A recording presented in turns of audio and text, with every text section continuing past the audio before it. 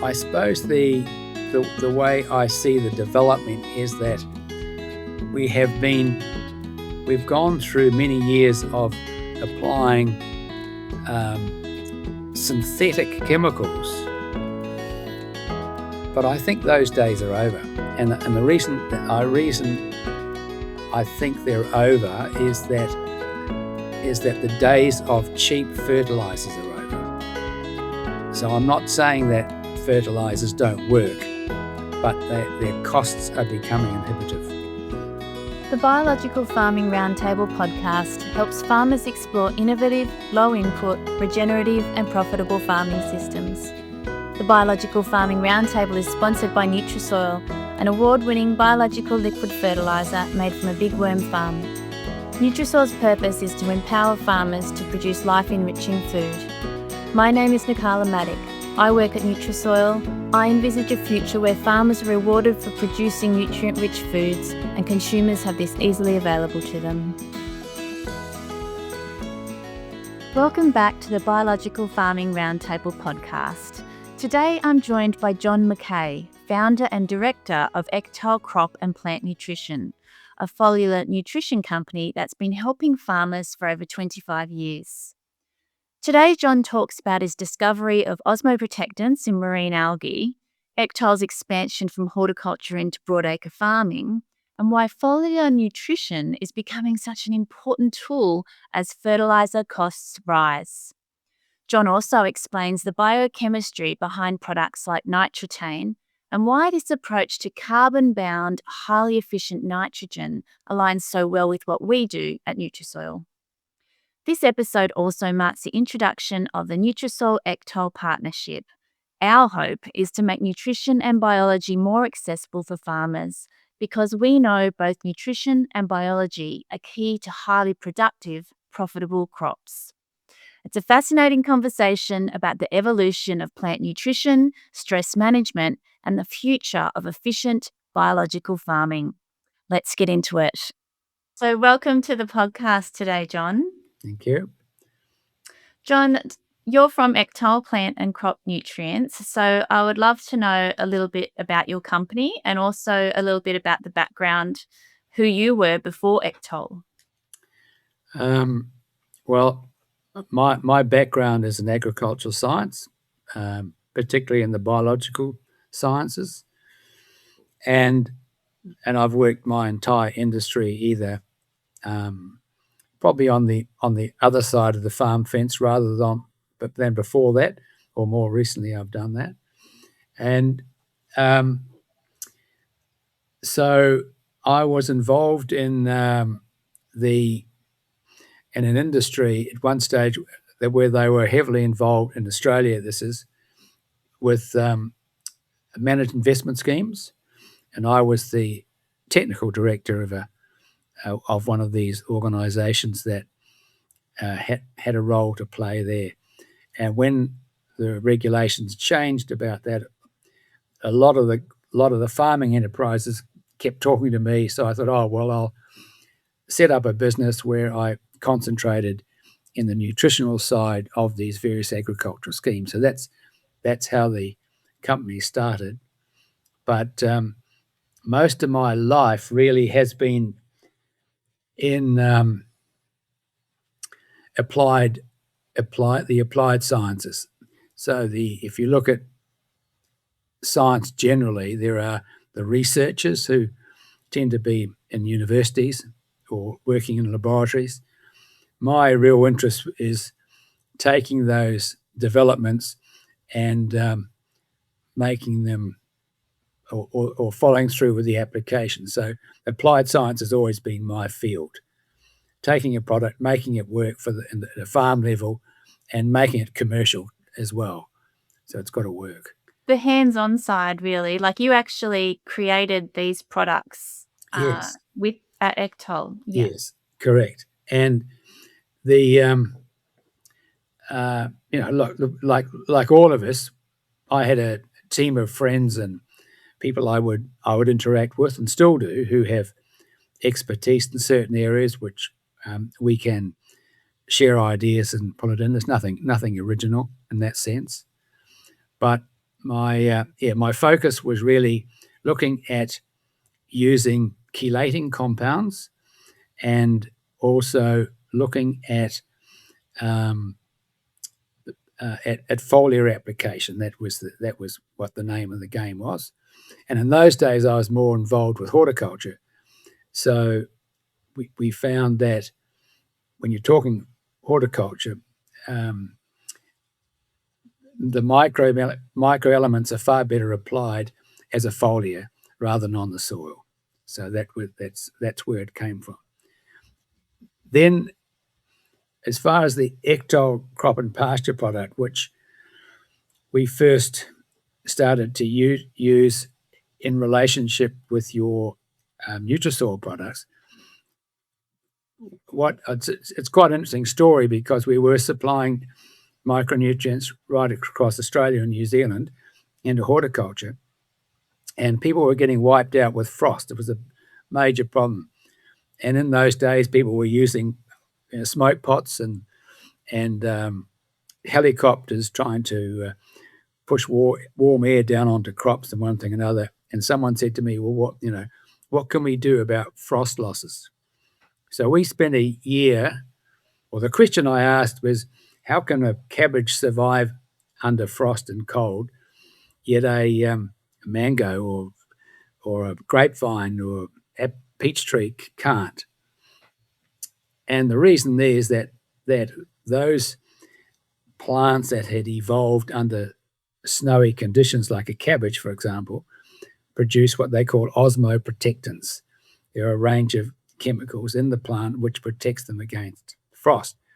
So what happens is, when a plant gets frosted, it's not the frost on the outside that does the damage. What happens is that ice develops inside the plant, outside the cell, and just like a snowball grows and attracts water to itself, that ice crystal will suck water out of the cell.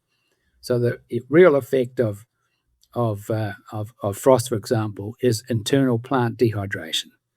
So the cells were being dehydrated, and to the extent that they couldn't survive. So we looked at sourcing these osmoprotectants, which work against the osmotic loss of water out of the cell, and marine algae have a high concentration of those. So we worked with a good friend of mine who was a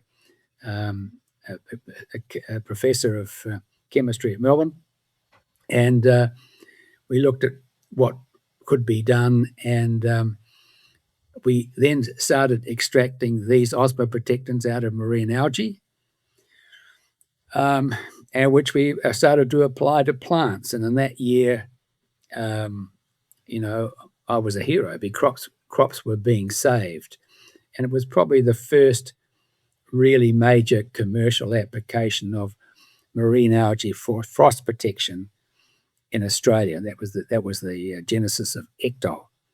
And then over the years, we did a lot of trials with UTAS and added more other osmoprotectants and developed the product over years. So that was a branch into stress protection. And then we found that a lot of the farmers, the horticulture guys, were saying, gee, the grass is growing under the trees. And that led us down into pastoral agriculture and cropping. So that's a brief summary of how it all happens. So our focus is still it's totally on foliar applications, or just about totally on foliar applications, but heavily focused on foliar. Very much, we're still retaining micronutrients. It's just about everything we do. And probably like the bigger cereal crops now, pasture and cereal crops are probably now bigger in our use of our products than horticulture is these days. Obviously, there's more hectares of grown over time. So what an interesting development. So it's really these osmo protectants from marine biology was Yep. kind of the first sort of niche part of adding that with nutrients is Cor- how ECTOL Correct. started. Correct. And what they do is, for those, the osmosis is when water moves the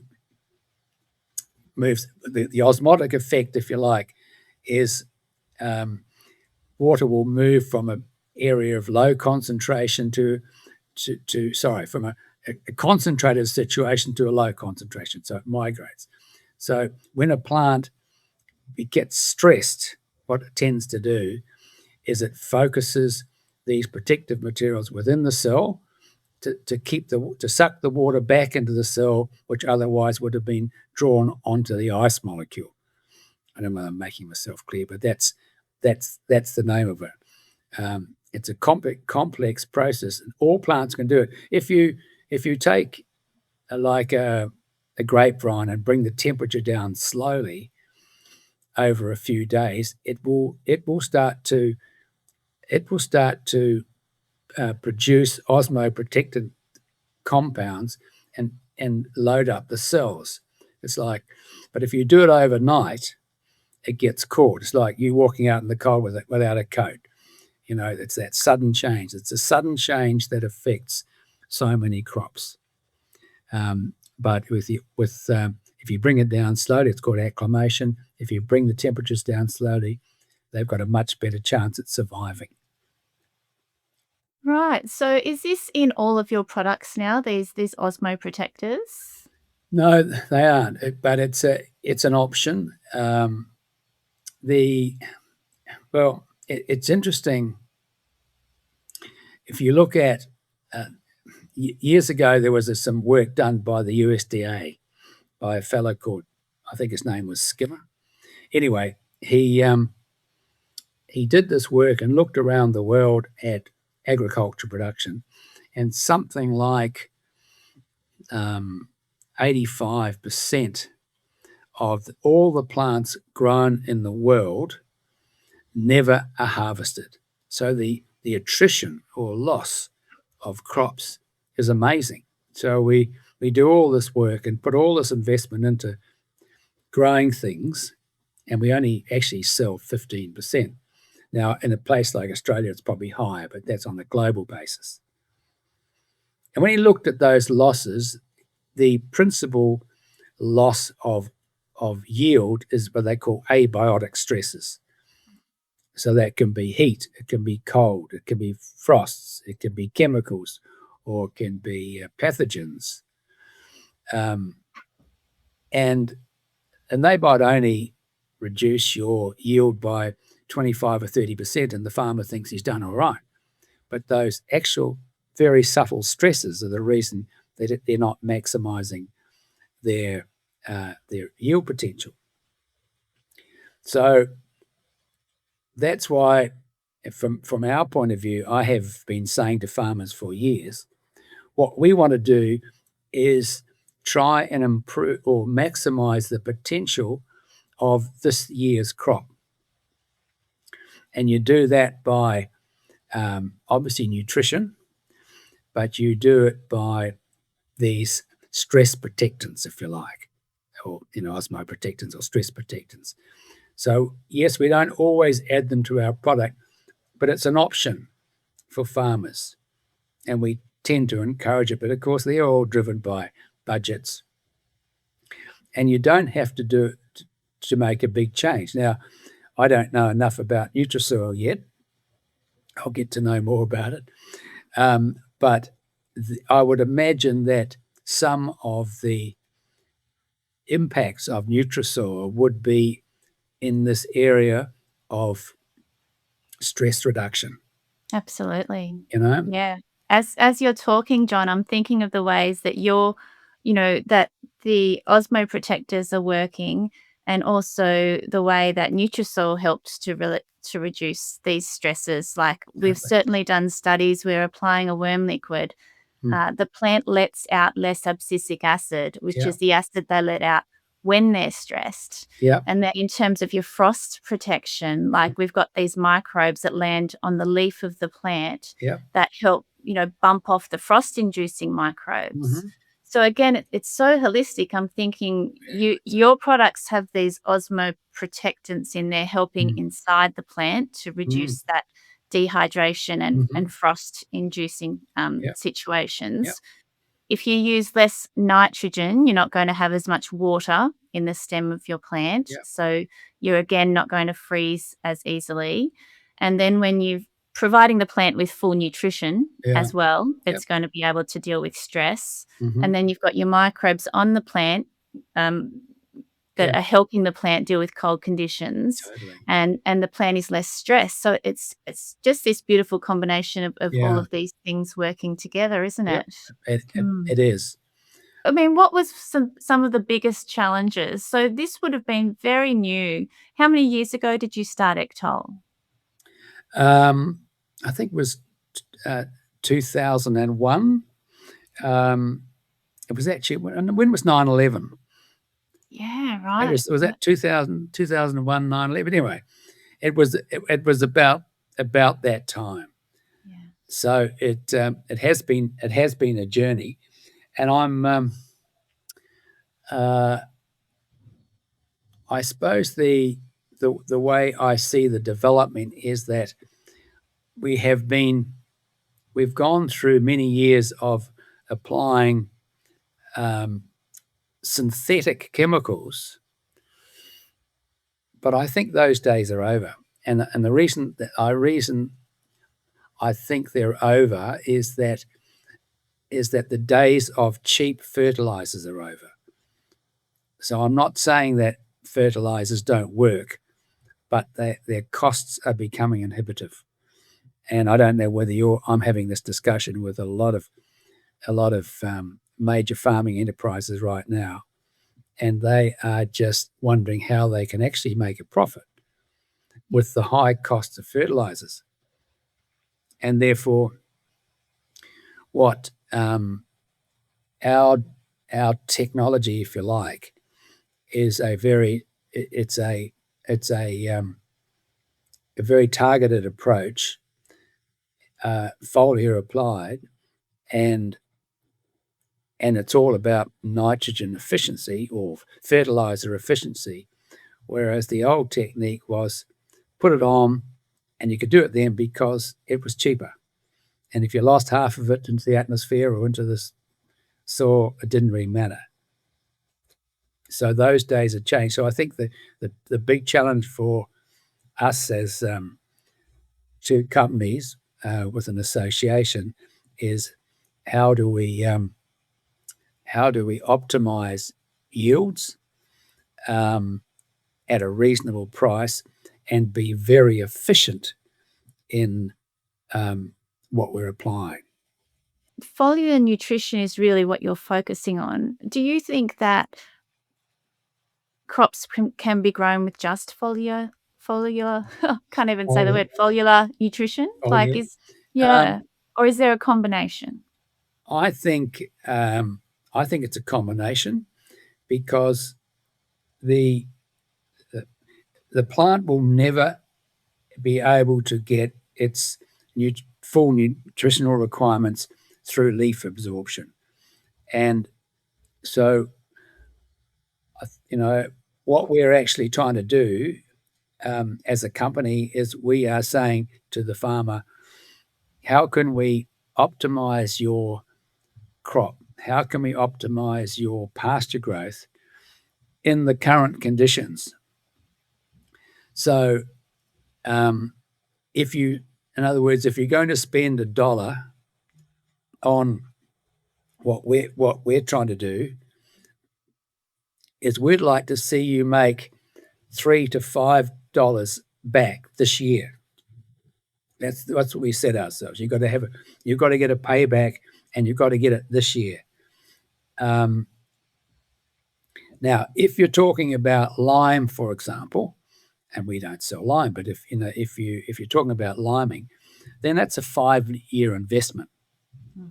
Some of the if you're talking about phosphate fertilizers or guano or RPR, something like that.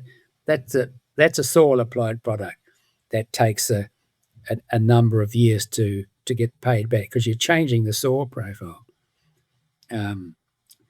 Potash would be similar.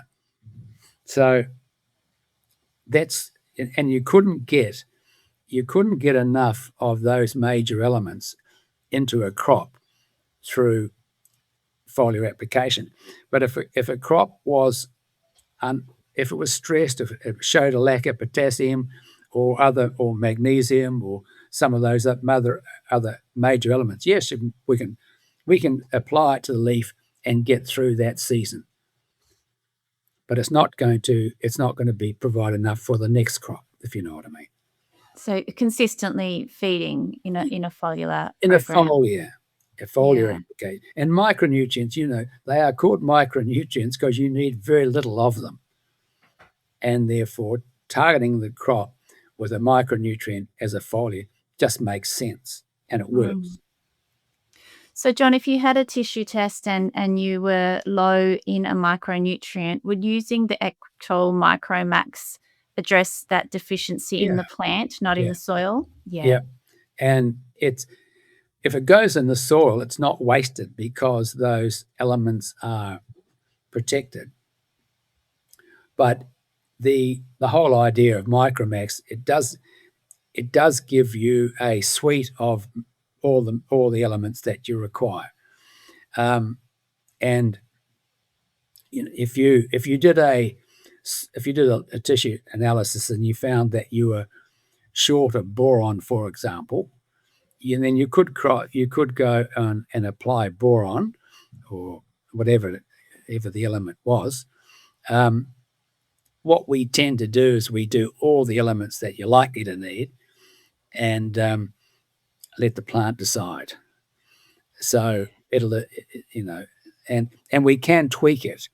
We have tweaked it, for example, some areas have been, they've wanted the manganese taken out or something like that. Yeah, you can do that. Or we lifted up the copper, or we can tweak it around. But as a baseline, it gives all the micronutrients in a balanced formulation. John, going back to what you were saying about you can't change the soil profile with foliar nutrition, you would, for the long-term soil profile change, you might need to use something for, high aluminium or for acidicity or those types of things. I have seen, and it's been recently, some evidence that shows even high aluminium or even really sodic soils, these plants can grow through them, but only if they have high organic matter in them and high biological function in them. Yep. So what I think I'm putting together is that if you have a soil that doesn't have high functioning biology and doesn't have high organic matter in it, the soil chemistry is what you have to go by. Where if you can get to a point where through a whole management system, and that management system is huge, it's going to be things like multi-species crops, foliar nutrition, less synthetic fertilizer, biological inputs, good grazing management, then you can actually get to a point where foliar nutrition will grow through all of that quite easily and change the soil profile in time. What are your thoughts on that? Yeah, look, you can, but the foliar nutrition is actually doing what we say it can do, is feeding this year's crop. I think the thing about building up soil carbon, and we need to talk about that, but building up soil carbon, having a good active multi-species biology, these organisms seem to have the capacity to be able to sequester excessive amounts of something if there is a problem. And plants are grown. Well, plants grow on anything. if you feed, you could grow plants in the Simpson Desert if you gave them a foliar feed and water. So yes, a healthy soil, even if it's a bit sodic or a bit acidic, they'll still produce if you feed them through the leaf. No doubt of it. Yeah. And look, I'm not saying that the actual chemistry in the soil test changes dramatically, like Right. that aluminium would still be Yeah. high, but Yeah. the microbes around it, that root system, if that plant is healthy, getting foliar Yeah. nutrition, Yeah. will actually help that plant grow Correct. through those Yeah. conditions Yeah. there. So it's Yeah. that combination of good nutrition that is chelated with a carbon source Yeah. and these other factors you're talking about, like osmo protectants, Yeah. are wonderful. That's helping the plants actually change the soil profile around their root Yeah. system. Yeah. You're totally right. Mm. Uh, uh, It yeah. Was there any pushback at the start? So foliar nutrition, it hasn't been something that has been widely used in broadacre cropping for a long time. It was traditionally mostly granular. yeah. Yeah, how did you move into that broadacre market? Was it an easy transition? It certainly was not. Okay. And I was almost run out of town on many occasions, and I was called all sorts of funny names because because there was total resistance. Okay. And let me tell you, Nakala, I'm sure you know, there is still resistance in some parts, particularly around nitrogen. And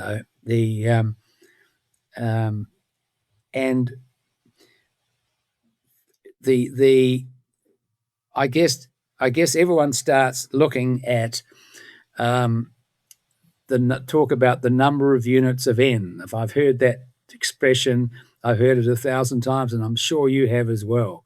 We're growing a crop of wheat, and therefore we need 230 units of N per ton, and so on. So on a pure mathematical basis, that's correct. But and I suppose if you wanted to be really cynical, clearly everyone has, I guess, self-interest to some extent. So the poor old agronomist, he gets paid on how much urea he can sell. He does the maths, and they can say, yes, if we put on so much urea, we've met the nitrogen requirements of that crop, and it's true, and it does work. That's the problem with urea; it does work. The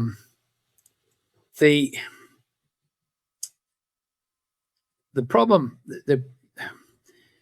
I suppose this leads. So yes, and to answer your question, nitrogen has been the biggest problem in terms of looking at alternative sources, and urea has, without doubt, has fed the world for the last 50 years. It's been so I criticize urea cautiously, because urea is as a natural organic compound that forms naturally in the soil, and if we left nature to itself, that urea would be broken down by using urease enzymes by the biology in the soil, and it would be recycled. That's how it's always been. What we've done as scientists, we've learned out how to make it, and we've put it to the soil, and we've had crop increases, so it's worked. The problem with it has been that it acidifies the soil, and that's a big problem. So every ton of urea you put out, you've got to put out 2 tons of calcium carbonate or lime to just avoid the acidity. importantly, it burns up the carbon. Okay, and the usual carbon nitrogen ratio is about 25:1. So if you put on a heap of nitrogen, then the biology booms. The plants have a burst of growth. Then the biology uses up the carbon, and it all dies. So you've got this boom and bust. You've got a short-term effect, but in the short term, it works. Long term, it's problematic. Small amounts of urea in a farming system, I don't have a problem with. I would say 90% of our farmers would be using urea in some capacity at some time. But that's the key. When you use it and how much you put on. And if you put on too much, you have a negative return. So it's burning up the carbon, and when the carbon's not there, it ends up leaching or volatilizing, so it can't stay there. Is that what you're explaining? Totally. Yeah. Totally. So it's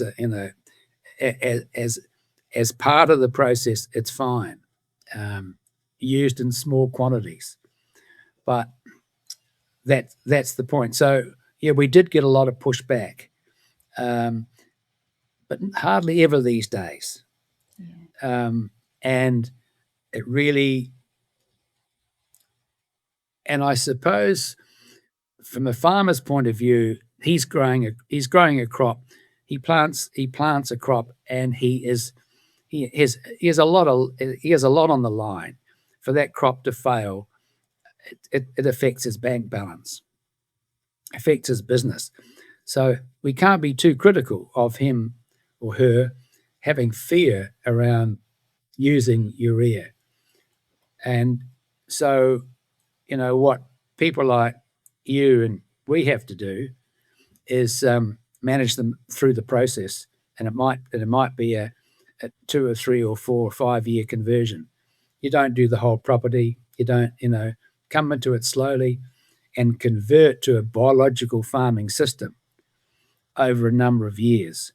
And as you said before, once you get the biology going, and once you've got balance, once you're not losing your carbon, then you just have to tweak it. And I think that's the future farming, plus your crop rotations you were talking about before. Yeah, there's certainly a system to it all. Like, you need to manage it all as a system, not just nutrition, not just biology. Yeah. But I think it's because nitrogen can mask a lot of problems. Like, you can put on nitrogen and it will grow. But what's happened is we've potentially simplified the nutrition in what the plants are receiving, so they're becoming unhealthy. So really, we want nitrogen, but we want it to be efficient, and we want it to be balanced. And I think that's why I love your Nitratane product. Really, that's what I'm leading into. So there are many products that we would recommend that Nutrisoil could go out with, but what we were really looking for was a product that it did have a carbon base. It had all of the organic molecules around it that we could add biology with, so that it worked together in this extremely efficient way. So tell us about your Nitratane product. It's a really quite an amazing product, and that's really what attracted us to ECTOL. Yeah. Okay. What we're really focusing on in Nitratane is amino acids, if you like, amino nitrogen. When you think of urea, it breaks down into nitrates and ammonium, and then whether there's a urea that's natural, whether you apply it, this is going on in the soil all the time, and then the plant will convert that nitrate mainly, but also the ammonium ion. It will convert it into more complex molecules, which are carbon bound. So you then end up, and if you go through stages of amines, amides, amino acids, proteins. All right. And the plant can do all that, but it's very intensive, energy intensive, should I say. So what we're doing is we're trying to cut some of those earlier steps out. We're giving nitrogen in a form that's stable. Okay, it's absorbed. It's stable in the soil, stable in the plant, is absorbed into the plant through the leaf and through the root system. And the plant will then do exactly the same thing again. It will convert it ultimately into proteins. So it's saving a few steps, saving the plant energy, and it will last longer in the soil if it hasn't been taken up by plants. So we're finding if we look at pasture, for example, and you apply urea, you get a massive growth in the first month after the application, and that's basically it. The urea is used by then. With our product, we don't get as much grass in the first month, but by the end, but it's still outperforming urea in the second and third month. So it's a slower process. It's no doubt about it. Okay, so it's more energy efficient. So the nitrogen use efficiency is there because the plant isn't having to use energy to convert that nitrogen into amino acids. Yeah. And the amino acids are what they use to do all sorts of functions. It converts into proteins and all other types of roles in the plant. Yeah. But then there was this other step of the carbon. So if it's gone into the soil, it's got a carbon with it, so it's not leaching. Does that happen in the plant as well? Yes, it is. Well, in fact, what we do, we chelate the nitrogen onto a carbon carrier. So that's how we stop that leaching process. So it's not actually it's not the amide as such is not carbon intensive, but it's the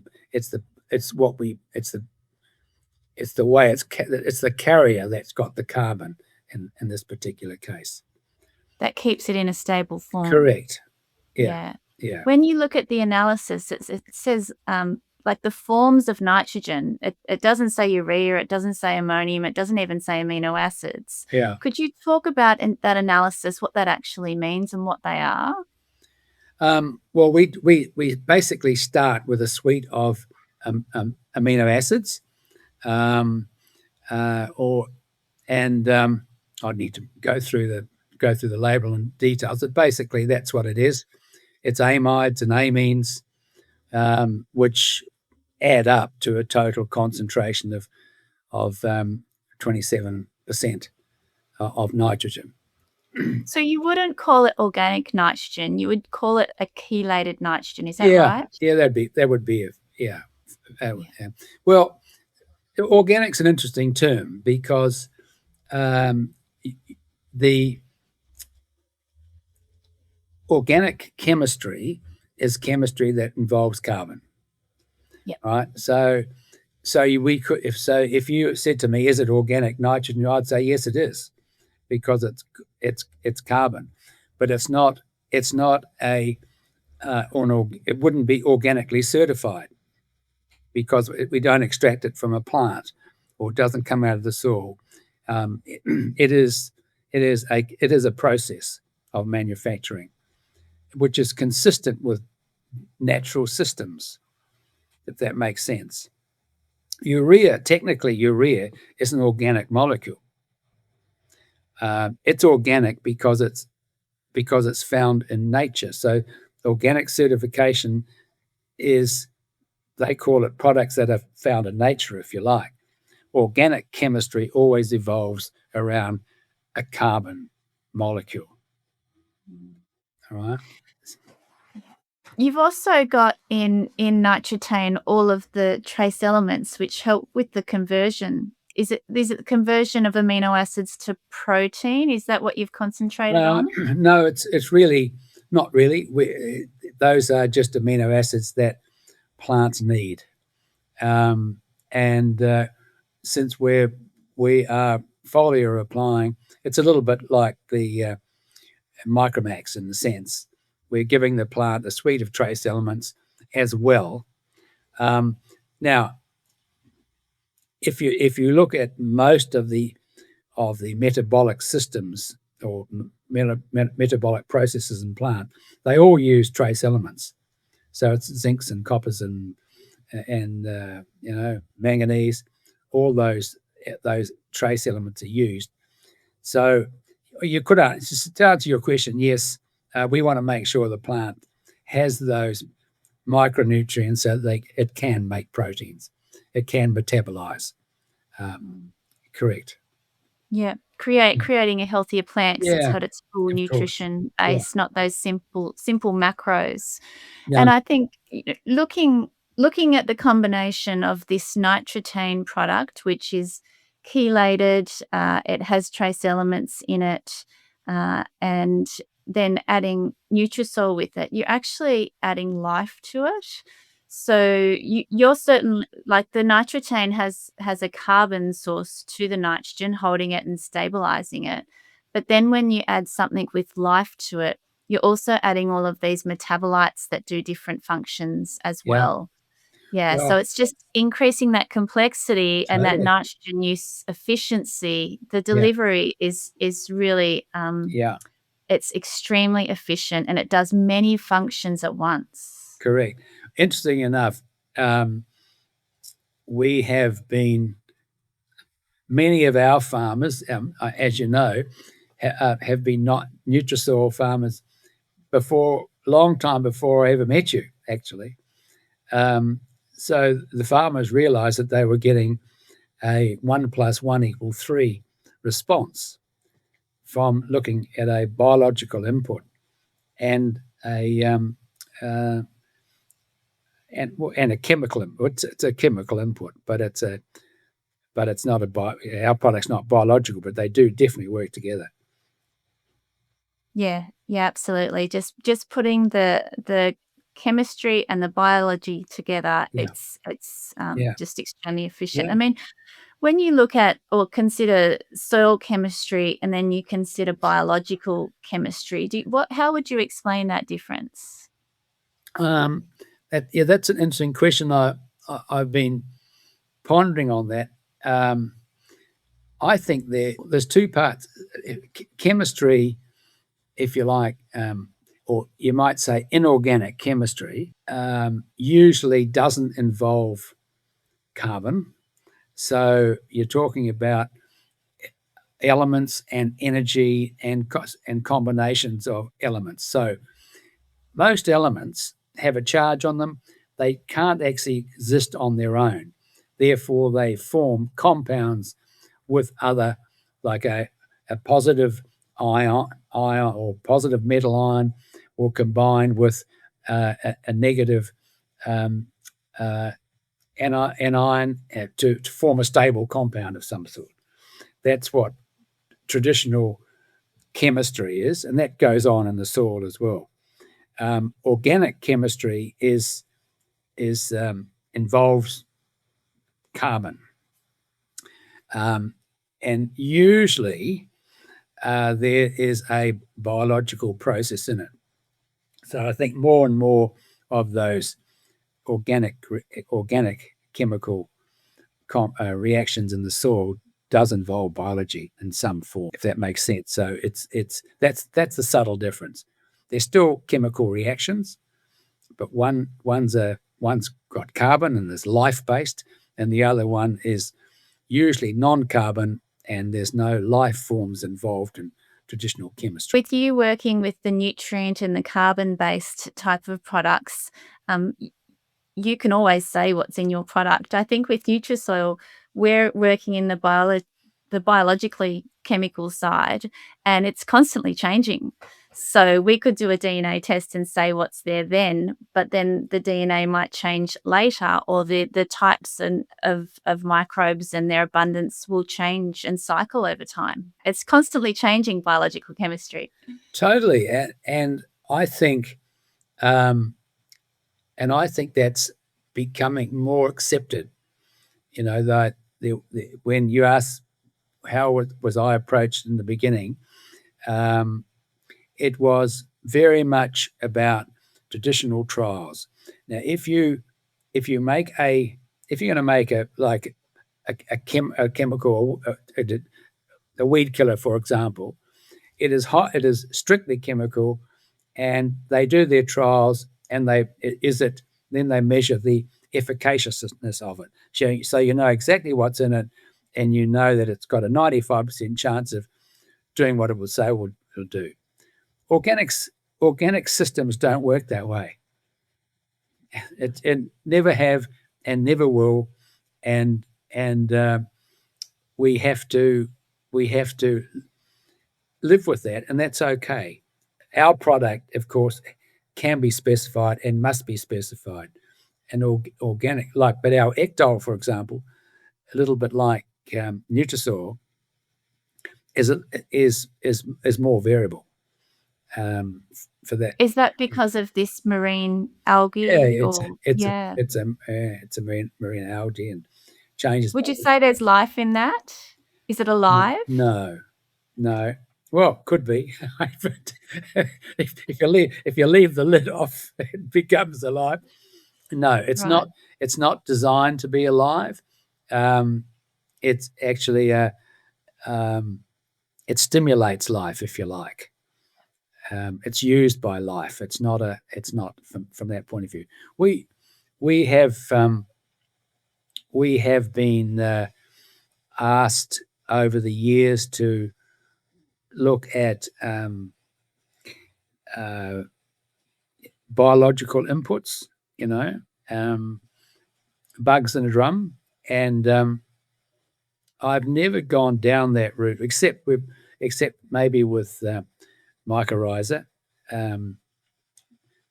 only because I didn't know enough about it. I couldn't specify it, and I thought it was just something we didn't know enough about. So we'll partner with someone that knows something about it. That's their field, But I think that it's much more acceptable today to have a biological input that can't be 100% specified, because people are starting to understand that. That's right. It's constantly changing. Yeah. Yeah. And I think I was at the Nicole masterclass recently, and she said, I'm now starting to understand it in these biological products. It's not the biology I'm looking for, it's the metabolites that they make. Right. And those metabolites don't go anywhere. Right. So your bacteria and fungi can, live and die. They eat each other. They reproduce again. Sometimes the fungi's higher, sometimes the bacteria's higher. It's like its whole ecosystem in there. But it's the metabolites that stay there, and they're those things that help plants and microbes communicate with each other. They're enzymes that help solubilize nutrients that are already in your soil. So you're working both ways. You're providing nutrients through a foliar fertilizer with something like nitrotane or micromax. Yeah. But you're also putting in biology and enzymes that are solubilizing nutrient that's in your soil. It's just working together. Interesting enough, I did have a period of life working in the vermiculture area. Did you? We haven't had this discussion, John. No. We have recently got our up-to-date shelf life testing back from Microbe Labs. Right. And the product is totally stable. It just cycles. Yes. Like it doesn't actually have an expiry date. No. If kept in the right conditions. Yep. So for that, we're really grateful. We probably were always saying, look, use it within 2 years, keep it out of the sun, make sure it has air. But Microbe Labs is saying airtight, it's stable. It's its own little ecosystem, and it will just keep cycling around. So, I think you hit it on the nose when you said there are there are biochemicals, metabolites, etc., in your product, which are stimulating all sorts of biological reactions, and probably when you put in the soil, the soil biology will be multiplying up. Absolutely. So Yeah. I can see that clearly. That's what it's doing. It's absolutely a food. Amino acids. So you've got amino acids Yeah. in your products, John. Yeah. Plants, microbes love amino acids, Yeah. as do plants. So it's Yeah. actually a food source. So even just using nitrotane or any of your amino-based products will be feeding soil microbes. Yeah. Interesting. Yeah. Well, we've had some interesting results in with legumes, which traditionally you wouldn't, if you'd asked me 15 years ago, would you put nitrotane on legumes? I would say no, you don't put any nitrogen fertilizer. But in fact, we get a really positive result. Because the concentration is not too high and it's not too acidic, like people like urea. People would have put urea on legumes and had a negative response. Well, I think it's probably as much to do with the acidity as anything else. But a little bit of nitrogen on a legume, and it's also stimulating the soil biology. So you're getting improved nodulation. So it's a complex field, and there's no one product or that's going to fix everything. Right? Having a pasture system revolved around putting urea on every time you take the cows off. To me, that's just foreign to my thinking these days. I know people still do it. That's what we used to do. But we've oversimplified the system, haven't we? Oversimplified. Yeah. So looking at using, for example, Nutrisoil with nitrotane, it probably would be more expensive than urea, but I imagine the efficiency, maybe not now because urea is so expensive, like $1,800 a tonne, I've heard. Yeah. That price hopefully will go down a little, but the efficiency is going to mean that the nitrogen use efficiency will be so much higher that you can use less. So the cost is going to be comparable, and you're increasing your soil health at the same time, and you're having plants that are not so open to like disease and pests and having all of those type of problems you're constantly fixing. Yeah, I think this is the answer to that is we have done trials on a pasture situation measuring dry matter production, and we were able to I would say confidently replace 70 kgs of urea per hectare on pasture with 10 litres of nitrotane.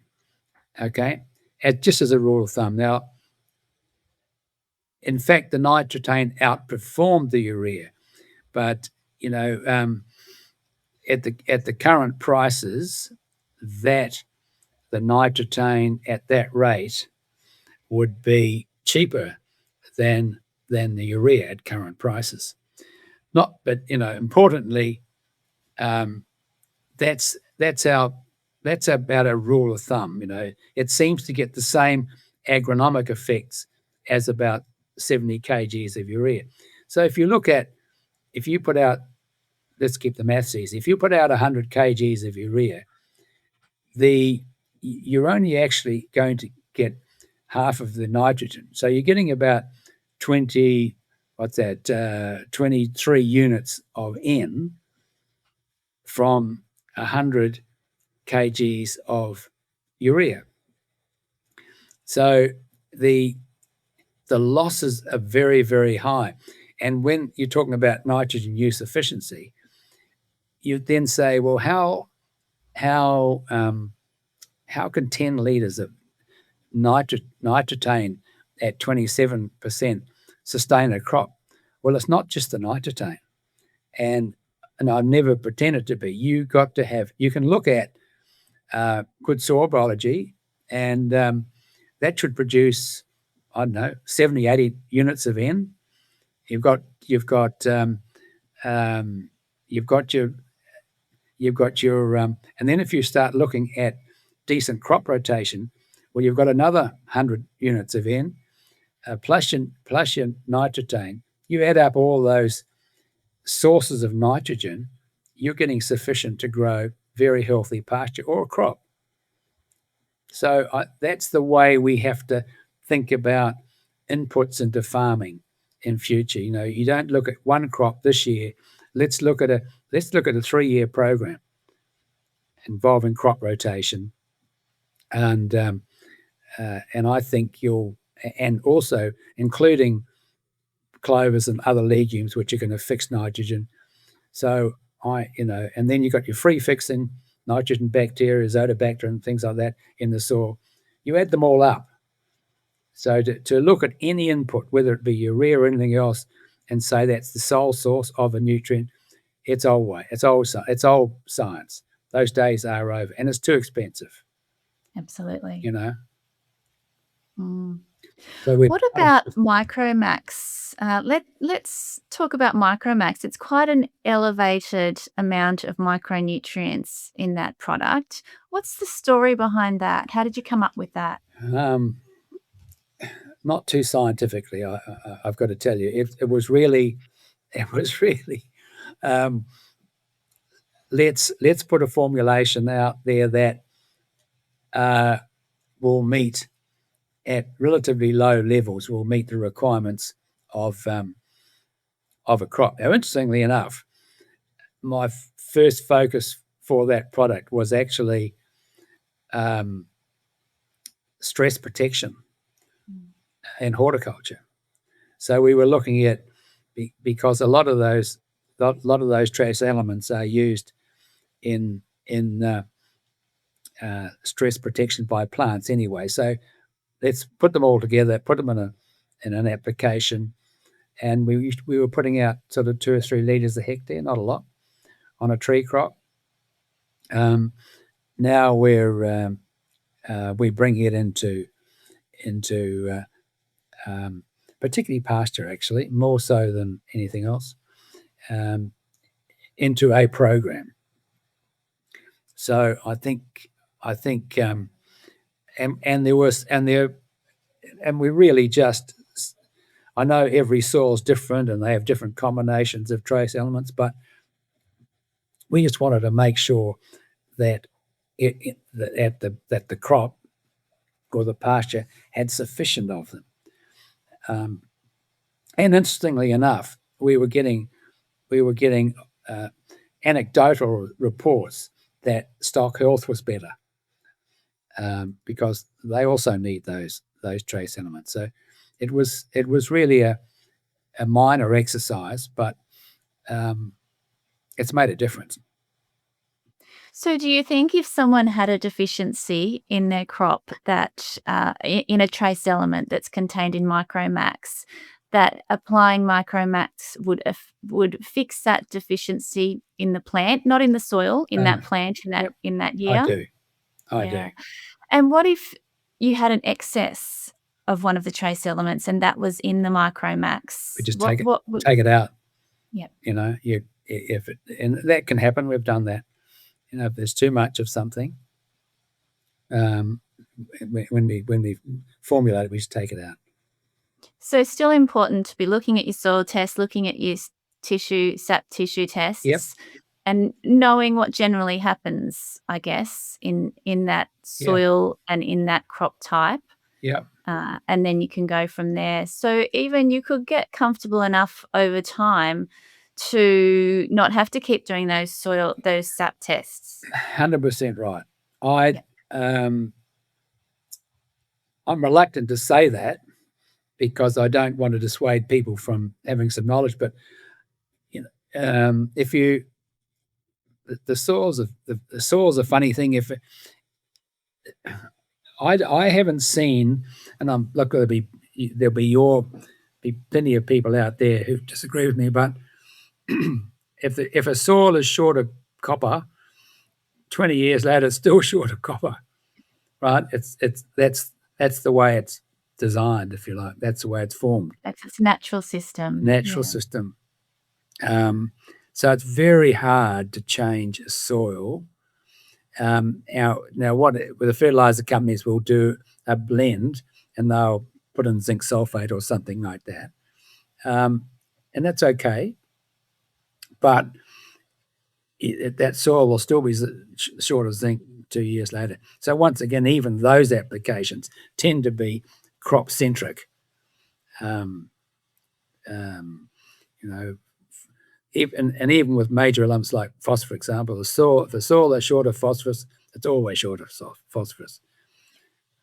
Potassium in the Western Australia, they've applied potassium for years and it'll always be. So to some extent, they're also looking at crop focus, but the crop requirements are such that with major elements you really can't fix a short-term problem with foliar application, as I see it. And you're right. Your point before is if you've got good soil biology, good active, look, it's going to recycle, and that's probably what's happening with an active soil. It'll be recycling the organic matter and getting out the particular elements that are otherwise being tied up. And but yeah, Micromax, it's just part of a healthy program. We're not talking a lot of money. It's usually an addition to something else that we're putting out, and part of a program. But I just think going forward, Nakala, farming's going to be, well, let's look at a 3-year program, and look at the crops, look at what the other things that are coming in, and cost it out. And I say to budget to farmers, well, how much per hectare can you afford? Is your budget $100 a hectare? Is it $50? And let's try and see what we can do within your budget. And also, the other important thing for me is don't throw everything up front. The old way is we'd sow with 200 kilos of this, and then, or maybe don't sow with 200, sow with 50, and then wait to see what the crop's doing. See, how are you going to get any rain? Is the market okay?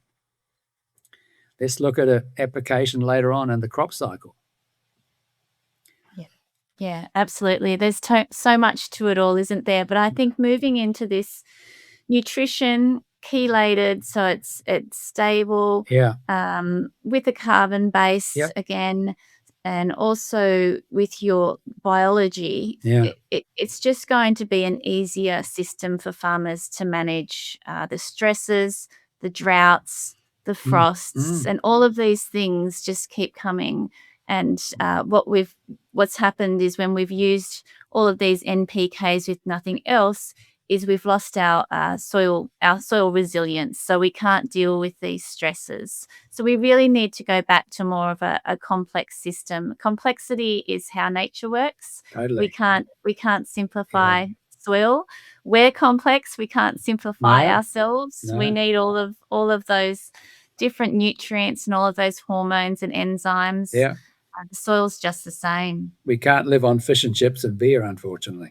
No, not at all. There needs to be vegetables and wine and all sorts of things, John. That's right. So, look, John, we're just really excited to be partnering with you at ECTOL. We really believe that adding these products together, it's delivering a system that's going to be easy for farmers, and it's going to be good for the environment. It's going to be profitable, and farmers are going to really reduce those highs and lows. Yeah.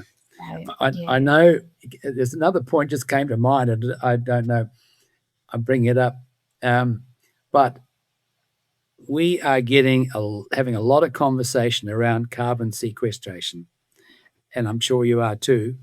And because a lot of the farms now, part of their income is coming from the retention of carbon. So Absolutely. There was a farm story recently on Landline, and he had made $200,000 just in sequestering carbon. yeah, totally. Who doesn't want that $200,000? That's right. Yeah, well, exactly. So now, I suppose we can be a little judgmental about whether that's good or bad. It doesn't matter. The idea it's a good thing for agriculture to be sequestering carbon anyway, and conventional farming methods and fertilizers strip the carbon out. So inevitably, we are moving to a high carbon farming system, and this will change all our inputs. Absolutely. And looking at a longer term relationship with that farmer and that particular crop. So their agronomists should be looking at long term programs, not just the crop this year. I know that this year's crop's important, but carbon, if we can show improvements to carbon buildup with Nutrisoil and with products that we put in, I think the farmers are really going to benefit from it. Absolutely, John. If you are interested in building carbon, whether it be for soil health, water holding capacity, or whether it be for a carbon market, you cannot do that with high analysis fertilizer when you're using it at high rates. Yep. It just burns it out. Yep. So looking at these products that are lower analysis, chelated with biology, that's how you're going to have profitable crops and build carbon. That's perfect. Yeah, wonderful. Well, thank you very much, John, for talking with me today. Okay. And I'm really excited to just come together and make it easier for farmers, bringing these two products together. Thank you very much. Yeah. All right. Thanks, John. Bye. Please follow the Biological Farming RoundTable podcast. Share it with your friends and networks. I'm Nakala Maddock, and I work at Nutrisoil, a liquid biological fertiliser made from a big worm farm whose purpose is to empower farmers to produce life-enriching food.